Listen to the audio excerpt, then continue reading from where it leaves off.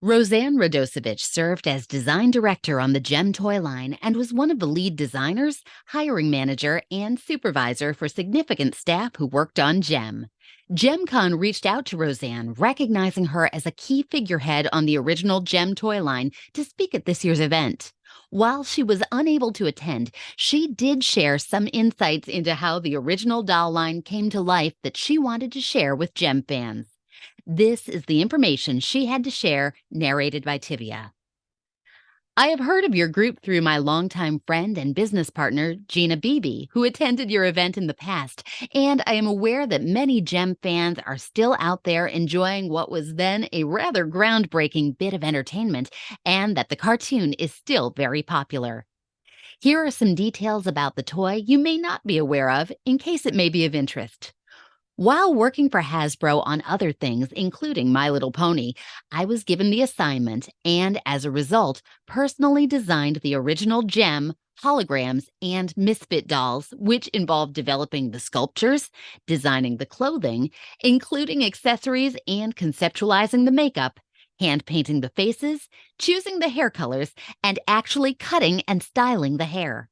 The neon palette, which extended to the doll stands, mylar clothing, face makeup, and crazy hair, were my foundational contributions, and I often took inspiration from Vogue magazine, but their look was fully realized and developed by me from some very preliminary, interesting drawings sent in by the inventor who originated the idea of girl by day, rock star by night.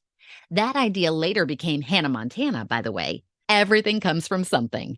I went deep into my imagination designing Gem and was very lucky to have free reign. That could not have happened if it weren't for the trust Hasbro placed in me at that time. By the way, I did not design their guitars, just picked the colors. Had no clue about what they should be and left that to someone who did. The initial clothing was sewn by a then new designer, Charlotte Kotowski, who was also learning as she went along. The process of developing a toy product for mass production involves many steps and many people on a team to do the work. In those days, there were no computers or shortcuts. Gina Beebe was my marketing counterpart, and it is how we met and became fast friends till this day, as we both had a tremendous work ethic. And though thrilling, it was bone-crushing work. I had to learn the technicalities of the doll design business from scratch while designing on the fly because Hasbro was not a doll company at that time, as did our engineer Kevin Thompson, and then proceed to teach what I learned to those that later had a hand while continuing to design. Gina made it her business to learn the process right alongside me. Fun fact, Stormer was my homage to Gina Beebe. It was then her surname. Every detail had to first be created by hand, then replicated multiple times, documented and disseminated throughout the team, design, marketing, sales, and engineering, then to manufacturing, which at that time for Hasbro also had to be sourced and managed in Hong Kong. Changes happened and compromises were made, not always good. Notably, Gem's hair and dress got cut short so she could have light-up earrings. She got a terrible second outfit for that reason, too. The shoes are clunky because engineering required certain things. Hasbro was heavily invested in Gem and determined to make a serious run at Barbie, which then was vulnerable. The ad agency Griffin and Bacall developed the music, notably the theme Gem Truly Outrageous. Their production house Sunbow scripted, animated, and produced the cartoon. Much of what I designed got translated directly to the screen. There was packaging and illustration, which Gina spearheaded.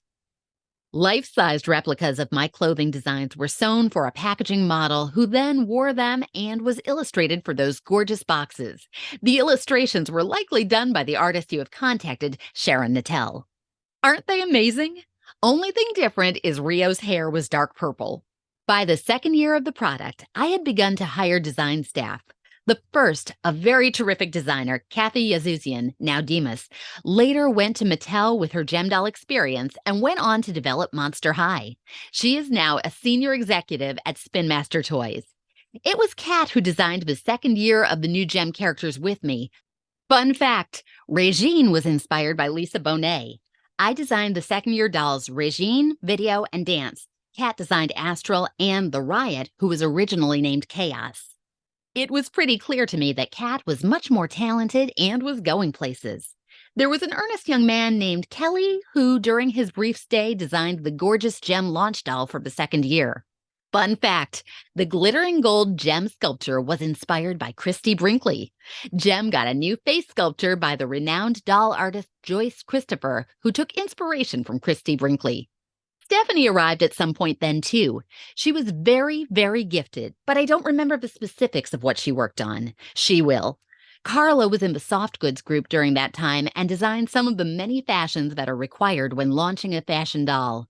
We reached out all over for help on those, including to FIT. A lot of it never went anywhere, but it had to be managed. Carla remembers what she was involved with. There were many hands that helped. It grew to be an enormous team very quickly. It was my job. It was a gift. I did my part. The updated pizzazz was designed by Beverly Blood with the fashion by Kat. There was a team, and the result was much larger than the parts. The last thing I designed was the evil rock group The Stingers. They were all in yellow and black. They never made it to market. I have a photo left. Fun fact, the designer Kat was smitten with Bruce Willis at the time and used his face for inspiration for Riot. I designed Rapture and Minx. These are pics of personal prototypes that were never made. That's the doll story. There was also a car and some playsets that were given to another designer, Bob Collins, who did amazing work. He is currently a successful painter and gallery owner.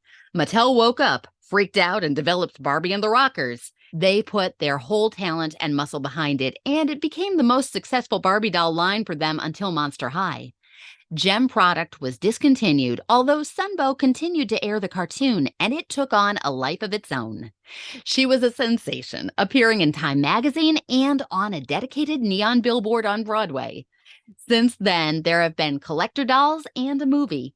Jem was ahead of her time. Everyone that worked on her felt her energy and worked very hard.